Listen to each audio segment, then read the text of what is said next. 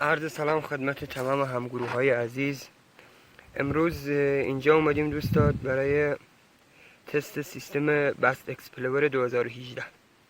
امروز با یه دستبند مفرک یا همون مس، آلیاژشون نزدیک به همه، برای شما تست گذاشتیم از یه ردیاب، همونجور که از قبل توضیح دادیم. همونطور که تو بچه فیلم معرفی سیستم مونتاژ کردن و منوی دستگاه به شما آموزش دادیم، اینجا ما دسته ردیاب داریم، وصل میکنیم، اصلا هم نمیفته.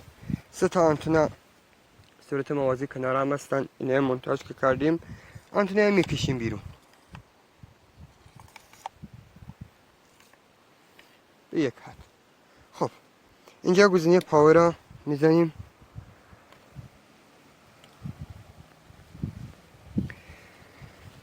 گزینه اسکن متال داریم، گزینه بعد فری فرکانس، گزینه بعد بکلایت میزنیم که نور دستگاه کاملا مشخص باشه برای شما منو دستگاه.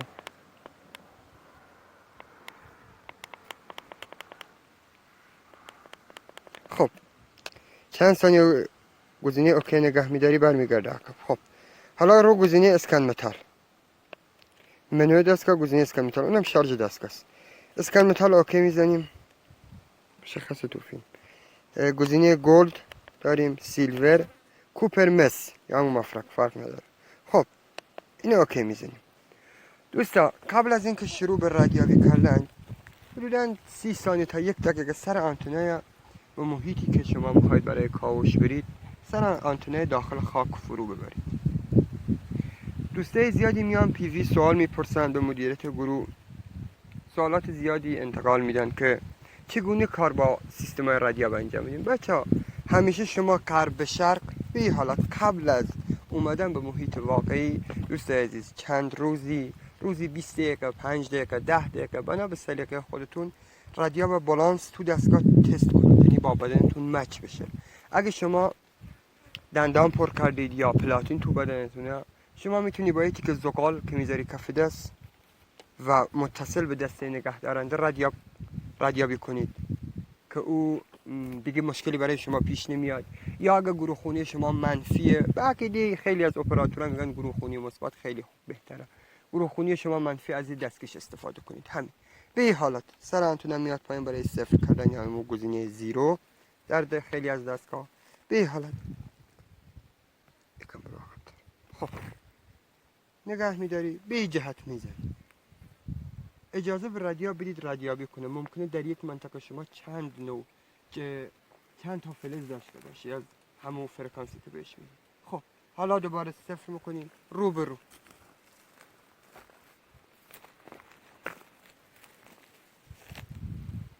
ببینید یا بیست.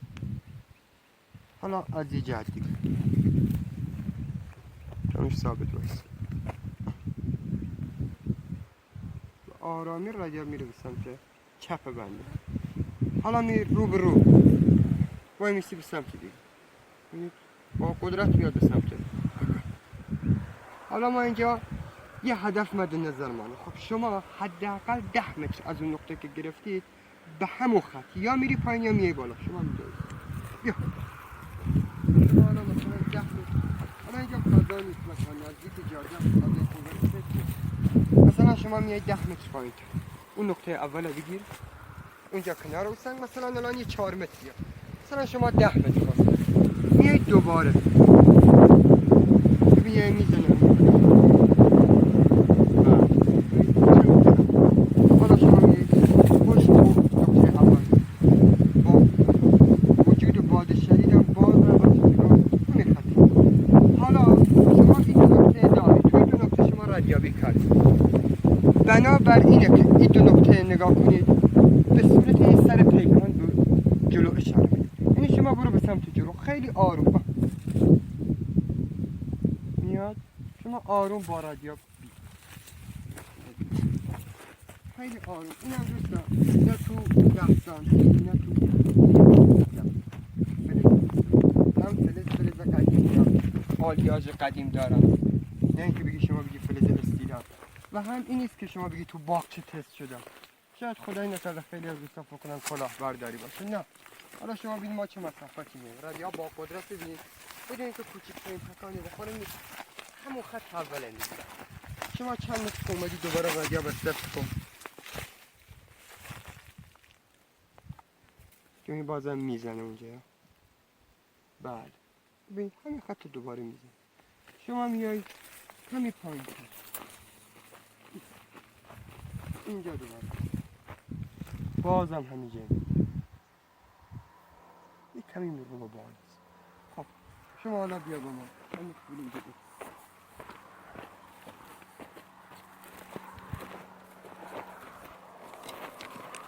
ما کلا از خط میایم پایین.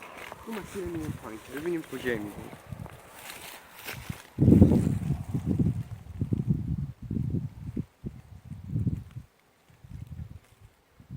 دوست عزیز بیا به سمت بالا بیا. ما رو هدایت میکنم. بریم سمت بالا. ببین بچه ها داره اینجا میگیرم.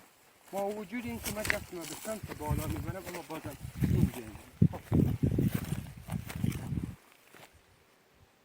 به این سمت میاد. ما میاد.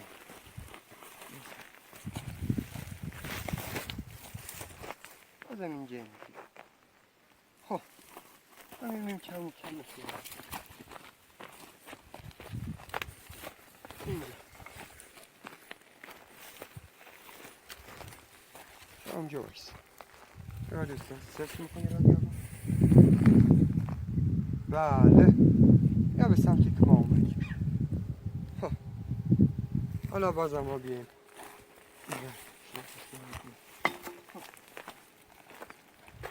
این نزدیکتر اینجا دوباره میزنیم. شاید رو صخره باشه ما ببینیم رو صخره. اونجا شما از پایین بگیر. خب نگاه دوستان این از این نظر میگیرم که از هر نظر شما با موانع طبیعی روبرو شدی بتونی با رادیو کنترل کنی. خیلی راحت میگیری. ببین اینجا میزنی. خب ما میایم میورتر.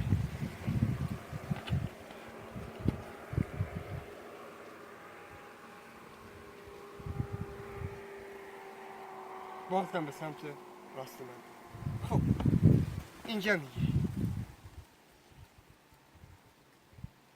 برمیگرده دوست.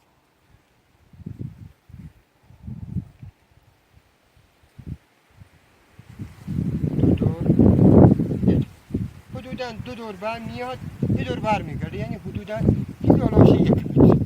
خب اینجا نگاه بچه ها این شاخه ها هست شما نمیتونی بلند شی سر پا با ایواز شما دست به حالت میگیری.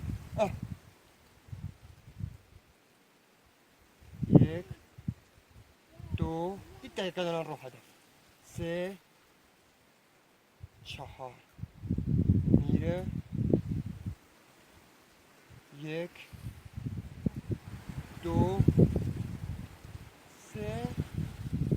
3 دور برمیگرده. 4 دور موافق عقرب ایستاد 3 دور مخالف عقرب ایستاد. یعنی از هم که کم کنیم برای عمق گیری میشه 1 حدوداً 1 متر. خب شما همینجا دارید ایستاد عزیز.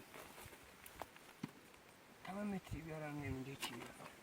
خب چوب با بچه ها دوست عزیز فیلم در نزدیک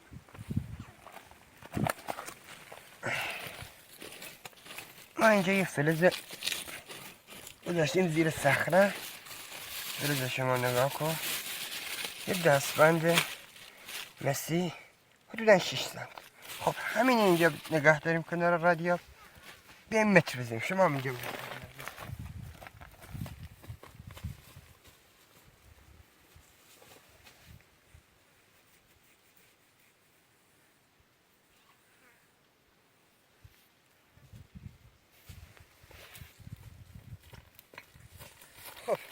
باشه فاصله بگیر که ما متر بزنیم. نه باشم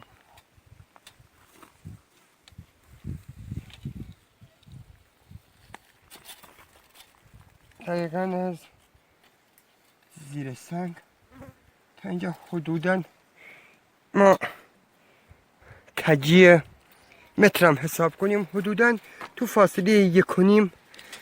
خب ما متر زنی هم بگیم هوایی حساب کنیم بگیم قوسی سنگ تاثیر گذاشته. حدودا 1 متر 1.20 دقیق این رادیاب فلز مثل برای ما زد. بسیار مفرق تو عمق، تو فاصله حداقل 120 متری، با فاصله 120 متری یه مفرق 6 سانتی برای ما زد تو عمق 1.20 زیر صخره. دوستایی که میگن تست رادیاب، اینم یه مدل از یه نوع تستی که ما از رادیاب بست اکسپلور گرفتیم. امیدواریم که روزهای آتی تستای طلا، نقره، حفره و استخوان برای شما بذاریم و آموزش های جامع و کاملتری هم در آینده در مورد رادیاب برای شما بذاریم. دوستان این رادیاب قیمتش هم خیلی پایینه، با یه قیمت خیلی پایین و یه اپراتوری بسیار عالی باید یاد بگیرید. میتونید از این رادیاب به نحو احسن استفاده کنید. موفق و مایل باشید. یا عالی مدد.